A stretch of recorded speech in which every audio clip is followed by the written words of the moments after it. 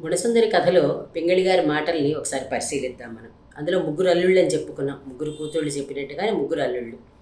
అల్లుళ్ళ పేర్లు కూడా చిత్రంగా పెట్టారు ఆయన నెల్లూరు ఇది అవ్వడం వల్ల. అరమతి, కాలమతి. అర అంటే సగం, కాలు అంటే పావు అని అర్థం.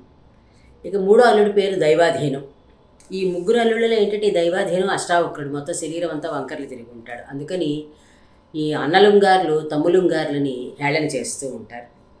ఆ చేయడంలో ఒక రోజున ఏం చేస్తారంటే తమ్ముడిని, అంటే ఈ దైవాధీనాన్ని ఎద్దుబండి కట్టినట్టుగా, ఎద్దుకి కట్టినట్టుగా కట్టి మన ఎద్దుమొద్దు తాతన్నకి తోపుదారిగా కుదిరానిరా అని కాలమతి పలుకుతాడు.